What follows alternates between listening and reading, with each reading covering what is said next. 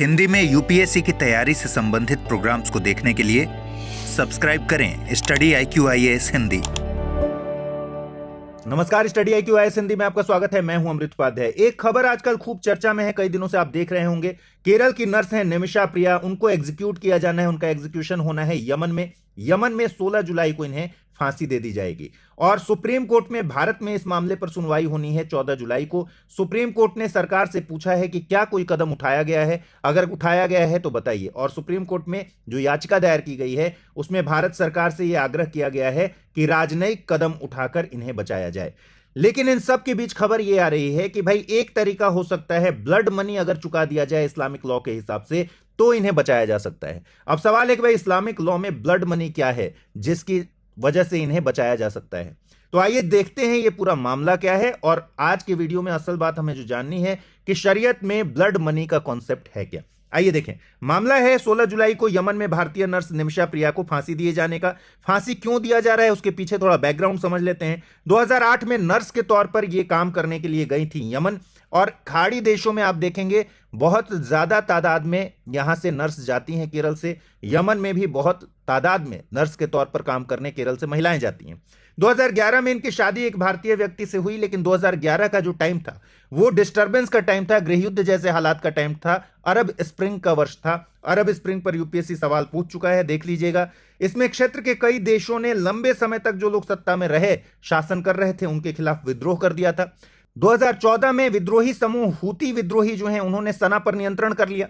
और 2014 ही वो साल था जब निमिषा प्रिया के पति और बच्चे भारत वापस आए थे, लेकिन इस विद्रोह की वजह से जो डिस्टर्बेंस हुआ उसमें वो वापस यमन नहीं जा पाए और प्रिया वहां पर अकेली रह गई। प्रिया के पति और बच्चे वापस जब नहीं आ पाए तो निमिषा प्रिया ने राजधानी सना में एक क्लिनिक खोलने का सपना देखा और इसके लिए यमन के ही एक नागरिक तलाल अब्दो मेहदी के साथ पार्टनरशिप कर ली। लेकिन यह पार्टनरशिप महंगी पड़ गई और तलाल अब्दो मेहदी खराब व्यक्ति निकला। उसने सारा रेवेन्यू हड़प लिया, जो भी पैसा क्लिनिक का आया। उसने निमिषा का पासपोर्ट जब्त कर लिया, जिसकी वजह से वो इंडिया वापस भी नहीं आ सकती थी। निमिषा प्रिया पर शारीरिक और मानसिक रूप से हमला किया और दस्तावेजों में हेराफेरी की, यहां तक कि उसे पत्नी होने का अपना झूठा दावा भी किया। इन सब प्रताड़नाओं के बीच पासपोर्ट वापस लेने के लिए एक वार्डन ने निमिषा प्रिया को यह सजेस्ट किया कि भाई इसे बेहोश कर दो, बेहोशी की हालत में पासपोर्ट वापस ले लो। और इसी कोशिश में उसकी मौत हो गई। हुआ यह कि 2017 में पासपोर्ट वापस लेने के लिए मेहदी को बेहोश करने की कोशिश में कुछ दवा दी गई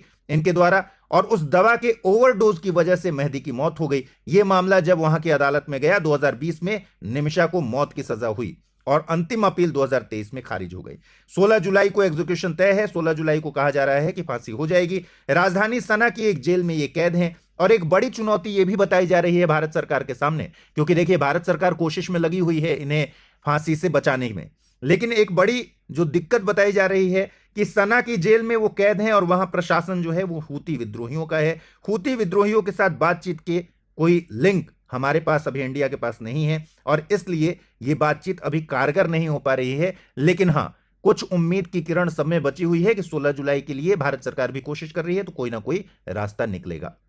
सुप्रीम कोर्ट में मैंने बता दिया है कि याचिका पर सुनवाई होने वाली है। याचिका निमिषा को बचाने के लिए जो किया गया है उसमें कहा गया है कि केंद्र सरकार राजनयिक विकल्प तलाशे, अनुरोध किया गया है। सुप्रीम कोर्ट ने मामले को शेड्यूल कर लिया है 14 जुलाई के लिए, तय कर लिया है कि भाई सुनवाई होगी इस पे, क्योंकि 16 जुलाई को ही एग्जीक्यूशन है, 14 जुलाई को इस पर सुनवाई होगी। सरकार से सुप्रीम कोर्ट ने पहले ही कहा है कि क्या कदम उठाए गए हैं वो बताइए, और केंद्र राज्य सरकारें ऑलरेडी एफर्ट्स में शामिल हैं। अब देखते हैं कि भाई 16 जुलाई को क्या होता है और 14 जुलाई को सुप्रीम कोर्ट इस पर क्या राय देती है या फिर फैसला आता है।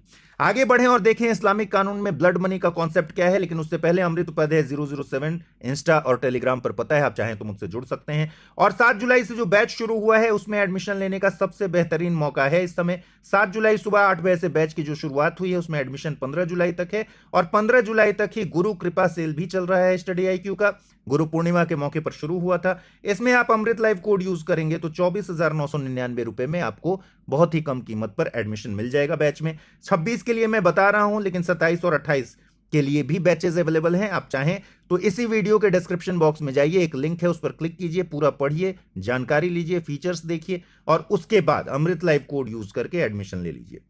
अब सवाल है कि भाई इस्लाम में हत्या की सजा क्या बताई गई है। देखिए, ये जितनी जानकारियां इस समय पब्लिक डोमेन में है उसके आधार पर मैं आपको बता रहा हूं। इस्लामिक कानून में केवल दो तरह की हत्याओं का उल्लेख है, एक तो जानबूझकर की गई और दूसरी आकस्मिक। जानबूझकर मतलब इंटेंशनली, और आकस्मिक मतलब गलती से हो जाना। तो कुरान में कहा जा रहा है कि कुरान में दो प्रकार की हत्याओं का उल्लेख है। जानबूझकर अगर हत्या की गई है, उसके एवज में जो अपराधी है उसकी जान लेने का प्रावधान है, यानी मौत के बदले मौत। और अगर शारीरिक क्षति हुई है, कोई अंग डैमेज हो गया है, तो आंख डैमेज हुआ तो आंख के बदले आंख। तो जानबूझकर किए गए अपराध में तो यह है कि भाई जैसा हुआ है वैसा ही उसके साथ करना चाहिए, अपराधी के साथ। अगर पीड़ित के कानूनी उत्तराधिकारी, मतलब जिसकी हत्या हुई है उसके जो वारिस हैं या फिर जो उसके परिवार वाले लोग हैं, वो अगर सहमत हो जाएं कि चलिए जान के बदले जान नहीं चाहिए, यानी प्रतिशोध की डिमांड ना करें, किसास कहते हैं उसको, रिटेलिएशन की डिमांड ना करें कि चलिए जान के बदले जान नहीं चाहिए, वो एक मुआवजे का भुगतान करा के इस मामले को सेटल कर सकते हैं। रक्त धन इसी को कहते हैं, ब्लड मनी का भुगतान करा के मामले को सेटल कर सकते हैं। तो गैर इरादतन हत्या के मामले में तो रक्त धन का भुगतान कराया जाता है, यानी ब्लड मनी का भुगतान करा लिया जाता है। और जानबूझकर अगर की गई हत्या है तो उसमें जनरली प्रतिशोध होता है, यानी रिटेलिएट किया जाता है। इसका मतलब कि जान गई है तो जान ले लेना। यह प्रोविजन है इस्लामिक कानून के भीतर। ऑब्वियसली यह प्रोविजन कहता है कि भाई जो पीड़ित के परिवार वाले या कानूनी उत्तराधिकारी हैं वो सामने वाले की जान ले लेंगे, लेकिन मॉडर्न जो इस्लामिक स्टेट्स हैं वो ये शक्ति किसको देंगे? ये शक्ति खुद के पास रखेंगे। राज्य ही डिसाइड करता है कि क्या इसमें सजा होगी। लेकिन जो बेसिक लॉ है वो ये है कि अगर किसी ने हत्या की है तो उसको भी मौत की सजा दी जाए। अब आइए, शरीयत में दो सिद्धांत हैं, किसास और दियात। तो किसास और दियात दो महत्वपूर्ण अवधारणाएं किस लिए हैं? अपराधों की सजा से संबंधित हैं। और कुरान में प्रयुक्त है एक अरबी शब्द किसास, जिसका अनुवाद है समान प्रतिशोध, यानी जो मैंने बताया किसास का मतलब ही है, उसका अर्थ ही है कि इक्वल रिटेलिएशन किया जाए। किसी की मौत हुई है तो सामने वाले की जान ले ली जाए। कस्सा मूल क्रिया से बना है किसास शब्द, जिसका अर्थ है उसने अनुसरण किया। इसका मतलब क्या है कि प्रतिशोध शब्द को किसास इसलिए कहते हैं क्योंकि यह अपराधी के पदचिन्हों का अनुसरण करता है। भाई अपराधी ने सामने वाले को मार दिया, मौत के घाट उतार दिया, अब उसके ही पद चिन्हों पर चलते हुए उस अपराधी को भी मौत की सजा दे दी गई, इसीलिए इसको कहते हैं किसास। तो किसास और दियात दो सिद्धांत हैं। दियात और किसास के सिद्धांत दरअसल शुरू हुए थे आदिवासी लोगों के बीच में दुश्मनी से होने वाली जो मानव हत्याएं होती थीं और बहुत मास लेवल पर होती थी, उनको रोकने के लिए बनाया गया था, लेकिन ये अभी भी चलता है।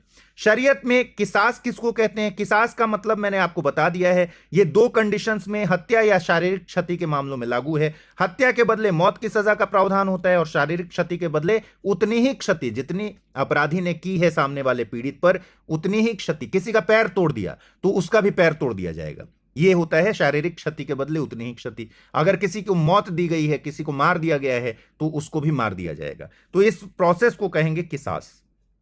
ठीक है, किसास को पीड़ित या उसके वारिसों की सहमति से रोका जा सकता है। इसका मतलब है कि यह अनिवार्य नहीं है। अगर पीड़ित किस कंडीशन में, मान लीजिए शारीरिक क्षति हुई है, पीड़ित की मान लीजिए किसी का पैर तोड़ दिया गया, अब पीड़ित इस बात पर तय है कि भाई मैं कुछ भुगतान लेकर, सामने वाले का पैर मत तोड़ो लेकिन मुझे भुगतान दिला दो, तो उसी को कहते हैं हम ब्लड मनी। या फिर अगर पीड़ित की मौत ही हो गई है, मार दिया गया है, तो उसके जो भी वारिस हैं, जो उसके परिवार के लोग हैं, अगर वो सहमत हो गए कि भाई ठीक है इसने हमारे रिलेटिव को मार दिया, लेकिन अब सामने वाला मौत की सजा के बदले में भुगतान करने को तैयार है, तो उसको मौत की सजा न दी जाए। लेकिन यह पूरी तरह से पीड़ित और उसके वारिसों की सहमति पर डिपेंड करता है। अगर वो सहमत हैं कि धन से, मुआवजे से इस बात को सेटल किया जा सकता है, तभी ब्लड मनी का यूज होता है, या फिर उसी को दियात कहते हैं। ठीक है, तो दियात क्या है? दियात एक किस्म का वित्तीय मुआवजा है जो किसास के विकल्प के तौर पर इस्तेमाल होता है। कब? जब परिवार वाले सहमत हैं कि चलिए हमें प्रतिशोध नहीं चाहिए, किसास नहीं चाहिए, अब हमें रक्तधन दिलवा दीजिए, ब्लड मनी दिलवा दीजिए, दियात दिलवा दीजिए। और दियात कौन तय करेगा? पीड़ित के परिवार वाले ही तय करेंगे, भाई हमें इतना दियात में चाहिए। ठीक है, तो जब किसास के विकल्प के तौर पर इस्तेमाल हो सकता है, या किसास जहां लागू नहीं हो सकता वहां इस्तेमाल हो सकता है। पीड़ित या उसके वारिसों को दिया जाता है दियात, यानी कि ब्लड मनी, और यह हत्या या शारीरिक क्षति के मामलों में एक वैकल्पिक सजा के रूप में कार्य करता है। दियात की राशि अपराध की गंभीरता और पीड़ित की स्थिति पर निर्भर करती है। जितना गंभीर अपराध होगा उसी हिसाब से दियात की राशि बढ़ जाती है। ऑब्वियसली अब यह तय करने का अधिकार किसके पास है? राज्य के पास है। तो अंतिम उम्मीद जो है वो है ब्लड मनी। ब्लड मनी किसास के तहत मैंने आपको बता दिया कि पीड़ित के वारिसों को अपराधी को मारने का अधिकार है, शरीयत तो यही कहता है। और अब इसके बिहाफ में भाई पीड़ित के वारिस तो नहीं मारेंगे, लेकिन राज्य मौत की सजा दे देगा, जो कि मौत की सजा दी गई है। तो किसास के तहत तो मारने का अधिकार है, लेकिन दियात के जरिए एक निश्चित राशि का भुगतान लेकर वो माफ कर सकते हैं। जो भी अपराध हुआ है, जो पीड़ित के परिवार वाले हैं वो माफ कर सकते हैं दियात यानी एक निश्चित राशि का भुगतान लेकर। और ये राशि पीड़ित के वारिसों द्वारा तय की जाती है। अब ये समझिए, इस मामले में भी जो ब्लड मनी ऑफर किया गया है वो ऑफर किया गया है $10 लाख का, US डॉलर का। इसका मतलब करीब करीब 8.6 करोड़ रुपए निमिषा प्रिया के परिवार वालों ने ऑफर किया है पीड़ित के परिवार वाले, यानी जो मेहदी है उसके परिवार वालों को, कि हम 8.6 करोड़ इंडियन रुपीस आपको देंगे, उसके बदले आप माफ कर दीजिए निमिषा प्रिया को और फांसी की सजा को उस समय टाल दिया जाएगा अगर वो लोग तैयार हो जाएंगे। तो ये एक अंतिम उम्मीद ब्लड मनी की बची हुई है। और भारत सरकार क्या करती है उस पर भी देखना होगा कि राजनयिक कोई सॉल्यूशन निकल पाता है नहीं, सुप्रीम कोर्ट क्या गाइड करता है, यह भी देखने वाली बात होगी। जिन मामलों में अपराध जानबूझकर किया गया हो, पीड़ित का परिवार तय कर सकता है कि अपराधी को फांसी दी जाए, खून के बदले खून का पैसा लिया जाए, या फिर उसे माफ कर दिया जाए। ऐसा भी हो सकता है कि बिना कुछ लिए ही उसको माफ कर दिया जाए अगर पीड़ित के परिवार वाले तय हैं तो। अब आज ये डेली क्विज 33, इस्लामी कानून में दियात के संदर्भ में निम्नलिखित में से कौन सा कथन सही है? यह एक प्रकार का धार्मिक कर है जो सभी मुस्लिमों को देना होता है। यह हत्या या शारीरिक क्षति के मामलों में पीड़ित के परिवार को दिया जाने वाला मुआवजा है। यह केवल युद्ध के दौरान क्षतिपूर्ति के लिए लागू होता है, या फिर यह इस्लामी कानून में सजा को बढ़ाने के लिए उपयोग किया जाता है। इसका आंसर आपको कमेंट सेक्शन में देना है। इस वीडियो में फिलहाल इतना ही रखेंगे। वीडियो आपको कैसा लगा जरूर बताइएगा और लाइक करना मत भूलिएगा। अगले वीडियो में मुलाकात होगी। ख्याल रखिए अपना, ठीक से पढ़ाई कीजिए। नमस्कार। यूपीएससी की तैयारी का हर दिन कीमती होता है और हर कल की राह आज से ही बनती है। तो क्या आपने प्रतिज्ञा ली है अपने आईएएस सपने को साकार करने की?